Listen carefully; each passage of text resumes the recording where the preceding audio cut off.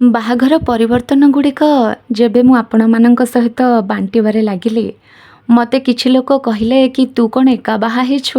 ବାରମ୍ବାର କହୁଛୁ ମୁଁ ବାହା ହେଇଛି ବାହା ହେଇଛି। ହଁ ମୁଁ ଜାଣିଛି, ସବୁ ଝିଅଙ୍କ ଜୀବନରେ ଏ ପରିବର୍ତ୍ତନ ଆସେ। ସମସ୍ତେ ଆକ୍ସେପ୍ଟ ବି କରନ୍ତି। କିନ୍ତୁ ମୋ ପାଇଁ ବୋଧେ ଟିକେ ଅଲଗା ଥିଲା। ମୁଁ ଘରର ସାନ ଝିଅ ଆଉ ବାହାରେ ଗୋଟେ ସାମ୍ବାଦିକା। ବହୁତ ବିଫଳ ବିବାହର ଖବର କରିଛି।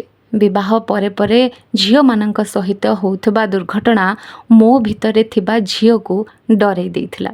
ମୁଁ ବି ଭାବିଲି ମୋ ବାହାଘର ପରେ ମୁଁ କ'ଣ ଦାୟିତ୍ୱ ସମ୍ଭାଳି ପାରିବି। ସେତେବେଳେ ମୋ ଭଉଣୀ ମୋ ଡର ଦେଖିକି ଗୋଟେ କଥା କହିଥିଲା ଯେ ଜାଣିଛୁ, ଝିଅମାନେ ଆଳୁ ଭଳିଆ ହେଇଥାନ୍ତି।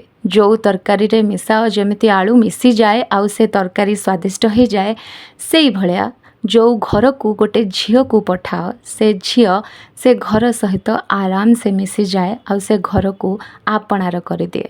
ସେତେବେଳେ ସେ କଥା ଶୁଣି ମୁଁ ବହୁତ ହସିଥିଲି। କିନ୍ତୁ ଏବେ ସେ କଥା ସହିତ ମୁଁ ଭଲ ଭାବେ ରିଲେଟ୍ କରିପାରୁଛି। ହଁ ଆଜ୍ଞା, ଯେଉଁ ଘରକୁ ଝିଅଙ୍କୁ ପଠାଇ ଦିଅ ସେ ଘରକୁ ସେ ଆପଣେଇ ନିଅନ୍ତି ଠିକ୍ ଆଳୁ ସଦୃଶ, ଆଳୁ ଯେମିତି ସବୁ ତରକାରୀରେ ମିଶିଯାଏ। ଆଉ ଏବେ ପୁଣି ମୋତେ କହିବେନି ଯେ ତୁ କ'ଣ ଏକା ବାହା ହେଇଛୁ, ପୁଣି ସେଇ କଥା କହୁଛୁ। କ'ଣ କରିବି?